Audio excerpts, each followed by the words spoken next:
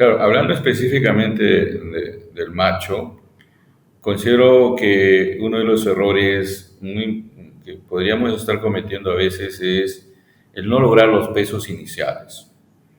Definitivamente esto se hace muy importante porque nosotros queremos al final capitalizar o encasetar los mejores machos en la etapa ya para producción. Si nosotros no logramos los pesos de las primeras 4 semanas, entonces probablemente luego intentamos que ese peso se logre y ahí hay un primer error que surge, se nos va de peso.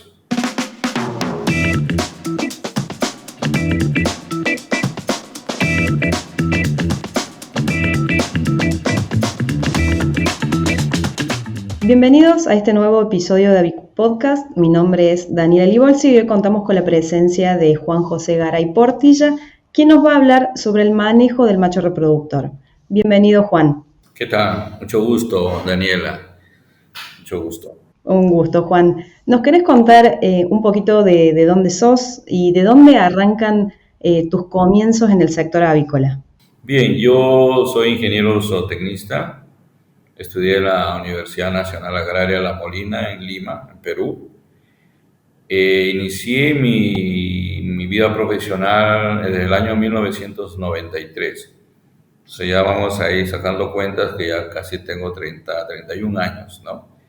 Inicialmente trabajé en lo que es plantas de incubación, casi como 17 años, y hasta la actualidad he venido desempeñándome en roles a cargo de granjas de abuelas, reproductoras, ¿no? Y en la actualidad me estoy desempeñando como gerente de reproductoras en la empresa Avisit en Ecuador. Así es. Bien, Juan, toda una vida en el sector y has pasado por muchos de los eslabones que la componen. Y para meternos de lleno con la temática del episodio, bien sabemos que el manejo de reproductores no es una tarea fácil, presenta sus desafíos particulares y sobre todo los machos que requieren una mejor atención y son mucho más sensibles a las condiciones ambientales. Frente a esta situación, Juan, ¿cuáles consideras son los errores más comunes durante la etapa de levante y cómo hacemos en la medida de lo posible para remediar estas situaciones? Claro, hablando específicamente del macho, considero que uno de los errores que podríamos estar cometiendo a veces es el no lograr los pesos iniciales. Definitivamente esto se hace muy importante porque nosotros queremos al final capitalizar o encasetar los mejores machos en la etapa ya para producción. Si nosotros no logramos los pesos de las primeras 4 semanas, entonces probablemente luego intentamos que ese peso se logre y ahí hay un primer error que surge, se nos va de peso. Yo considero de que esa parte es muy importante, que logremos hasta la 4ª semana. Luego, si no hemos logrado, tratar de llevarla de acuerdo a la curva, porque si no vamos a tener unos animales también ya muy grandes y eso es más difícil luego manejar. Otro tema es en cuanto a la alimentación. Considero que el estándar, no sé si cómo va la industria en otros países, de lo que yo he conocido, el uso de los comederos de canal es muy importante, ¿sí?, para la alimentación de los machos. Y luego de todo ello también viene el cuidado de la conformación. Muchos nos dejamos llevar por el peso hasta cierta edad, es importante el peso, 4ª semana, quizás hasta la 8ª semana, de tal manera que seleccionamos y descartamos los más livianos, generalmente, para quedarnos con los mejores, pero posteriormente ya no debemos mucho fijarnos en el peso, sino en la condición corporal, porque después de las 12 semanas, 13 semanas de edad, estos animalitos ya prácticamente lograron su talla, casi el 90%. Entonces, querer arreglar el peso relacionándolo con la talla, ya no. Ahora ya el peso se relaciona principalmente con pechuga, con el depósito de carne en la pechuga. Entonces, ahí el parámetro que comienza a tomar importancia es la condición corporal. ¿no? Yo creo que esos son cosas que podríamos siempre estar atentos y llevar esta condición corporal que puede ser 3, a muchos medimos del 1 al 5 la pechuga, tanto las dos casas de genética actuales tienen casi la misma forma de medir, entonces mantenemos una pechuga de 2.5, 3.5 máximo, ¿no? Entonces eso lo vamos viendo. Y bueno, las clasificaciones considero que deben ser oportunas. Y a veces descuidamos al macho y priorizamos a la hembra porque es mayor volumen, pero creo que es más rápido poder actuar en el macho, hacer clasificaciones rápidamente, hasta más de las que nos recomiendan las casas de genética, para poder lograr una talla lo más uniforme posible.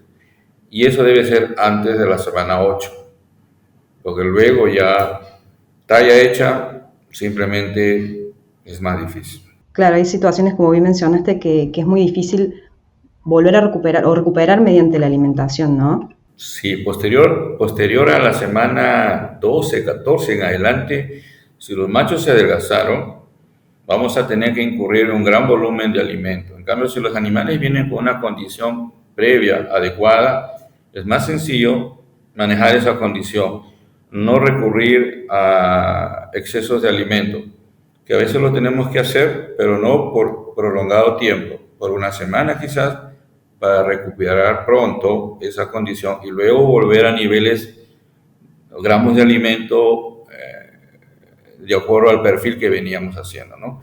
Porque a veces cometemos un error, mantenemos eso y luego estamos con un dolor de cabeza que ahora ya los machos están por el otro lado, excedidos en conformación. Entonces, dar alimento de emergencia por unos 5 días o una semana, más de lo que normalmente damos, es básicamente para recuperar rápidamente eso, pero luego tenemos que regularizar y clasificar inmediatamente.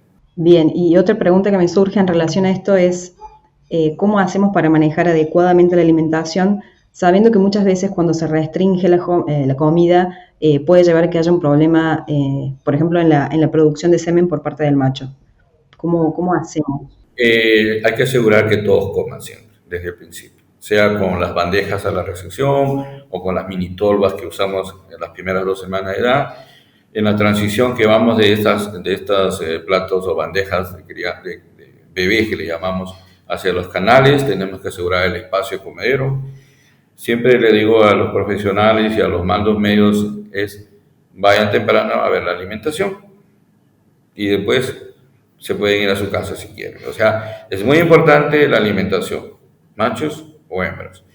Asegurar que lo que nosotros planificamos se esté cumpliendo y eso concientizar, interiorizar a los encargados de las granjas en que estén observando. Generalmente ellos llegan más temprano, ¿no?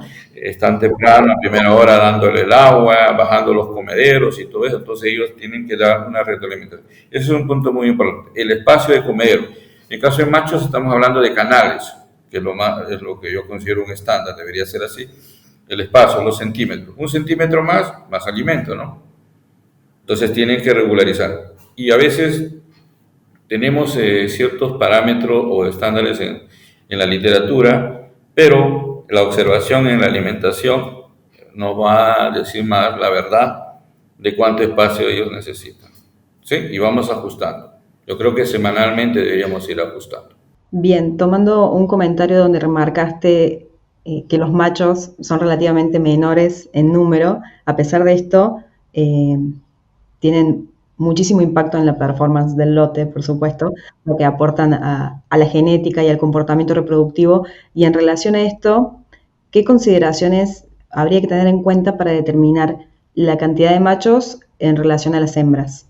Mira, el primer punto importante es qué tanto es nuestra capacidad para tener una adecuada, digamos, viabilidad de machos al final del levante, ¿no? Revisar nuestros manejos. En la actualidad, algunas empresas pueden estar obteniendo 10% al final de la crianza con respecto a las hembras, algunos llegan 12%. En lo que he podido conversar con otros especialistas, personas que tienen mucha experiencia, pues aparear con más de 10%, 11%, si no hay una agresividad, es preferible aparear. Pero si no dispones de la cantidad de machos, al menos deberíamos comenzar con un 9%. Pero viene otra fase, que es la etapa de producción. ¿Cuántos machos pierdes tú en la etapa de producción? Entonces tienes que tener presente, tienes una realidad, probablemente el diseño de tu galpón, probablemente la nutrición, hay varios aspectos que hay que revisar. Pero siempre yo trato de revisar la parte de la alimentación. Inclusive la presentación del alimento es muy importante. A veces esto ya pensamos que va a comer alimento de macho en harina y yo he visto que mejor mantenerlo hasta cierta edad peletizado y ahí lo hacemos crumble, ¿no? O sea, es mejor porque eso hace que el alimento no se segregue. Y el macho es muy voraz y comienza a comer rápidamente, en 15 minutos, 10 minutos. Entonces, si le toca a algunos machos más cascarilla, ahora se usa mucho la cascarilla de arroz, entonces como fibra. Imagínate que coma eso. Entonces, hemos observado eso en campo y yo creo que ese es un aspecto también importante. O sea, asegurar que el animalito coma bien. Pero en cuanto al porcentaje, sería un resumen entre 9 y 11%. Me gusta el 11% por el tema de pensar en la sobrevivencia que podamos tener hasta el final. Si bien hay cierta mortalidad en las hembras y van compensando, pero es muy importante también pensar en eso y que sean animales debidamente, digamos, viables, que estén activos. El uso de corrales que se estilan en algunas empresas que he visto en Perú, en Ecuador, en Bolivia, Colombia también es muy importante porque nos permite, que podríamos quizá luego comentar, programar la alimentación de acuerdo a los grupos de los machos. Entonces, el macho se hace muy importante porque puede haber una baja producción de huevos, pero con una alta fertilidad y condiciones de incubación adecuadas, podemos llegar a los parámetros deseados, ¿no? Simplemente por nacimiento, teniendo 2% más de nacimiento que el estándar, yo creo que se puede. Entonces, toma mucha importancia. Para mí es el tema de la alimentación y, bueno, tener un buen porcentaje de arranque pensando a final, ¿no? Y Juan, ¿y cuáles podrían ser, si bien mencionaste alguno, cuáles son los indicadores que podrían señalar un desajuste en este parámetro y cómo se observa en granja o en planta de incubación? Mira, la fertilidad va a ser, creo, siempre el parámetro que va a determinar el potencial de todos aquellos huevos incubables que enviamos a planta de incubación, al margen de que hubieran otros factores, ¿no? Ese es el potencial. Ahora, ¿cómo nos damos cuenta que eso, cómo va? Implementar dentro de la granja algún monitoreo de la fertilidad va a ser muy importante. Hay una práctica de tener pequeñas incubadoras, por ejemplo, donde hay electricidad y se toman muestras semanalmente del mismo lote y se va midiendo la fertilidad. Sabemos que el tamaño de muestra no es tan quizás representativo como aquel que podemos poner en la planta, pero tenemos de inmediato un dato y de acuerdo a la data que vamos teniendo, vamos diciendo que está dentro de lo normal. Inclusive nos permite tomar muestras por corrales para determinar si hay algún corral que está saliéndose, ¿no? En la planta de incubación, cuando recibimos ya los resultados de las embriagnosis, podemos ver fácilmente también, con un tamaño de muestra mayor, las tendencias que hay entre los galpones. A veces hay 5 galpones, 4 galpones en un lote y vamos viendo. Generalmente los mejores nacimientos van a ser de los galpones que tuvieron mejor peso, ¿no? Los mejores machos. Igualmente, para el caso de los machos medianos o livianos, también se nota que la fertilidad o el nacimiento es un poco menor, como sucede con la producción de huevos, ¿sí? Entonces, no puede ser lineal en todas las categorías de peso, pero el promedio debe estar encima del estándar o igual al estándar. Entonces, pienso que es muy importante para nosotros en granja medir y poder contrastar con los resultados de la planta de incubación, porque a veces los días de stock pueden distorsionar un poquito la lectura de la fertilidad. Por eso, para mí, personalmente, es de mucha utilidad implementar en las granjas este tipo de una pequeña incubadora con unos focos, lo pones a la temperatura y a los 5 días, 4 días tú puedes ver el desarrollo, ¿no? Fácilmente y la gente aprende rápido. No es nada complicado, entonces todas las semanas tienes un dato y vas viendo. Así es, eso yo creo que es importante. Es un primer acercamiento que por ahí es un indicio. Así es. Y la técnica que se hace manual, digamos, que se casca el huevo y se observa, ¿eso también se lleva a cabo? Claro, en la granja nosotros pues hemos entrenado, ¿no? Se abre por la parte de la cámara de aire siempre, con mucho cuidado y se ve fácilmente, ¿no? Para nosotros, con que haya membrana, estado de membrana, anillo, pues son 5 días ya significa que es fértil. Ahora, al personal lo hemos entrenado siempre con fotos, ¿no? Mira, cuando no hay nada de desarrollo, que sepan distinguir qué es blastodermo, blastodisco. Entonces, ahí nos aseguramos. Ya eso se entrena porque puede cometer un error. Cosa que puede ser mayor la probabilidad de error cuando ya en planta a veces incuban con 7 días, 8 días, ¿no? Y ahí puede haber. Yo cuando he trabajado en planta con huevos de 10 días, 12 días, es un poco más complicado, ¿no? De ser esto preciso en diferenciar huevos infértiles que aquellos que murieron tempranamente, ¿no? Bien, Juan. Y bueno, por último, preguntarte qué prácticas se podrían emplear para mejorar la fertilidad del lote, si estamos viendo alguna problemática tanto en granja con estos indicadores o en planta ya. Ya, mira, a ver, nosotros tenemos que pensar como preventivamente. O sea, la fertilidad se marca desde el levante. Ya, eso tenemos que tener claro. Entonces, las primeras clasificaciones, primero lo que hablamos, ¿no? El peso es muy importante, las primeras 4 semanas de edad. Y lo que es el tema de la conformación hasta el final. A veces cuando nosotros clasificamos, yo he podido observar que algunas personas dicen, no, pero está bonito el animalito, ¿no? Se ve bien, está bien, pero es pequeño. Entonces yo les digo, no, o sea, usted me cumple con este parámetro de este porcentaje, tenemos que retirar. Entonces vamos retirando el extremo de los más livianos.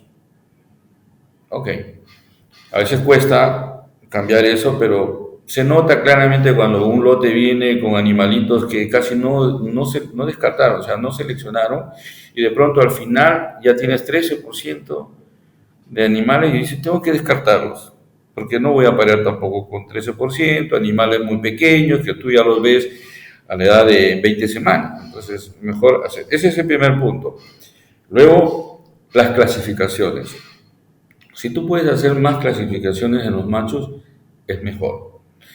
Y si tú ya, cuando hiciste las primeras 2 clasificaciones, ya los ordenaste, tratar de no mezclar, hacer subgrupos para clasificar, ¿no? O sea, clasificas, si tienes 12 corrales, por hacer un ejemplo, clasificas del 1 al 3, entre ellos del 4 al 6, porque ya hemos formado de alguna manera la talla. Entonces, que se mezclen entre ellos, pero no de extremo a extremo, porque podríamos, por peso, unir un animalito de menor talla con uno de mayor talla. Entonces, también tenemos eso. Y a partir de las 12 semanas, la prioridad es, como dije, llevar el criterio que sale a la luz inmediatamente va a ser la condición corporal, ¿ya? Y definitivamente el reparto del alimento.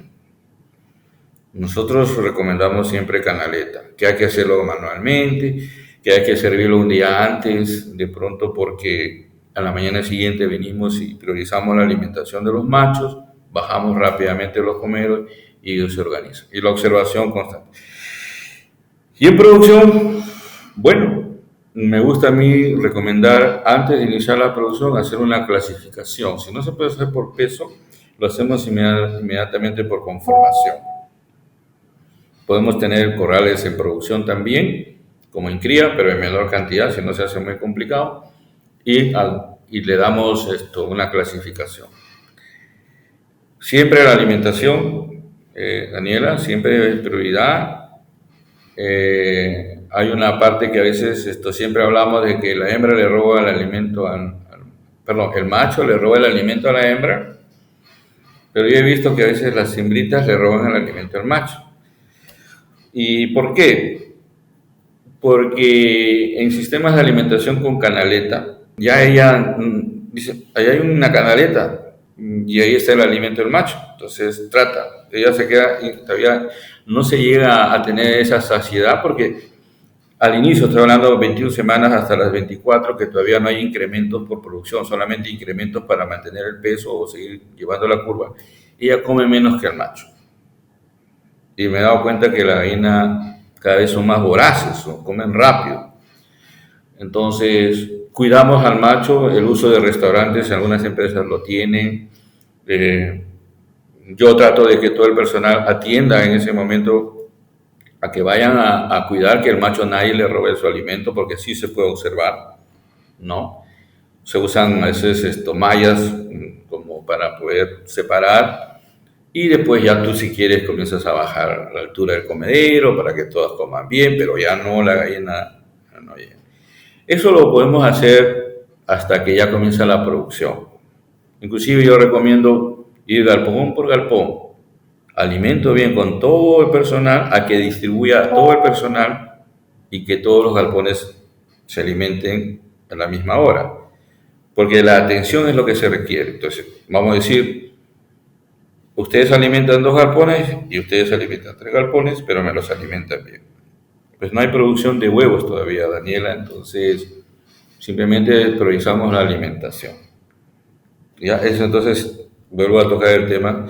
Ya en producción, después de la clasificación que hicimos antes de iniciar la producción, seguimos enfocando en la condición corporal de los animalitos, y si tú puedes hacer clasificaciones cada 5 semanas por conformación, creo que es lo mejor hasta ahora. Lo he practicado en otros lugares también y se logran adecuados niveles de fertilidad. Y creo que en la programación del alimento, si bien nos guiamos por el peso, ya el encargado de programar el alimento se va a guiar por la condición corporal. Cada 4 o 5 semanas acomodamos la población. Acá están los livianos, medianos y pesados por pechuga, y es un trabajo rapidísimo. Con gente bien entrenada se hace hasta 2 galpones. Viene el encargado y dice, perfecto, voy a darle más gramos a estos animalitos para recuperar. Entonces, los animales se mantienen con un porcentaje de uniformidad de peso de 80-82% durante toda la vida. Entonces yo mediría constantemente esa uniformidad, mediría constantemente cómo va la condición corporal, pero ya hay personas que entran al galpón y comienzan a caminar galpón por galpón, van revisando los machos. Y el uso de los restaurantes te permite dejarlos encerraditos un rato, después que alimentan, y quieres revisar, ¿no? Y luego los liberas. Entonces, esas son quizás algunas recomendaciones fundamentales. Creo que hay que practicar la alimentación, ¿no? El tema de hacer constantemente el monitoreo de condición corporal e inmediatamente actuar con una clasificación. Si tú puedes hacer clasificaciones como un relojito cada 5 semanas y con una persona que te sabe programar bien el alimento de acuerdo a eso, yo creo que y la mortalidad es más baja. Logramos bajar casi a la tercera parte con esos manejos. Entonces, a veces hemos tenido que decir, hay muchos machos, vamos a sacar machos porque ya es mucho, ¿no? Hay algunos que ya no están trabajando, ¿no? Fantástico, Juan. Muy claro todo lo que has expuesto y lo lindo de todo esto es que lo decís desde la experiencia y eso se nota. Bueno, y finalmente, ¿tenés comentarios finales o recomendaciones para la audiencia, sobre todo para aquellos que están interesados o están comenzando su camino en el manejo de reproductores? Bueno, para las personas que se inician o de pronto les tocó trabajar en reproductoras, porque cuando vamos a buscar trabajo, estamos ahí viendo qué oportunidades nos dan. Si comenzamos con reproductoras, yo diría que es muy importante enfocarse en el proceso. O sea, tratar de entender todo primero. No hacer cambios porque tampoco no sabemos. Primero entender cuál es el proceso actual, consultar, ver cómo se están haciendo las cosas, aprender de los muchachos que están en granja y luego ya viene la parte profesional, ¿no? Si eres un profesional, comienzas a aplicar tu criterio y vas viendo qué tal si hacemos esto. Y muy importante pedir ayuda de otras personas que quizás ya tienen más experiencia para que no nos equivoquemos, ¿no? Entonces yo digo, para que alguien una vez me dijo, oiga, ¿por qué hay que saber todo? Me dijeron una vez un joven veterinario. Solamente hay que saber el número de teléfono del que ya sabe, lo llama usted y le pregunta y sí, tienes razón, yo lo tomé en cuenta eso, ¿no? Porque ¿para qué experimentar tantos años en prueba y error cuando ya tienes? Lo otro es, pues, ojalá le pueda gustar el campo a este profesional, porque es muy importante a veces entrar muy temprano, revisar la alimentación, digamos, estar seguro de que todo eso esté caminando bien y lo más importante es tener un buen equipo de personas y algunos profesionales no tienen esa capacidad de entrenar, de formar. Yo les recomendaría que formen sus equipos, les entrenen, porque en el día a día al final ellos son las personas que se convierten en las más importantes, que nos aseguran que estamos haciendo. Y yo creo que eso es lo que yo podría recomendar. Proceso, análisis de datos también, no dejarse llevar mucho en la parte operativa, hay que dejar un descanso y decir, bueno, tengo que también analizar los números, porque a veces hay ciertos criterios, dicen, no, es que no está trabajando porque no está en el galpón, pero nosotros tenemos que también hacer un análisis, ¿no? Programa, entonces tiene que ir ahí un porcentaje quizá de 30%, siempre analizando, viendo los números, las tendencias y tratando de buscar por dónde viene, qué está causando ese dato. Y lo otro es la parte operativa, entrenar, estar en campo, acompañar al equipo, ¿no? Pienso que eso le puede ir bien a una persona que... Bien, Juan, muy, muy buena tu recomendación y nada, sabernos humilde también en la profesión y entender que no sabemos todo y apoyarnos en aquellas personas que nos pueden dar una mano, ¿no? Súper importante. Sí, sí. Ellos tienen la respuesta a los problemas. Sí, ellos lo hacen todos los días. Sí, sí, sí, sí, Y eso hay que tomar en cuenta a veces sus aportes, así es. sin duda.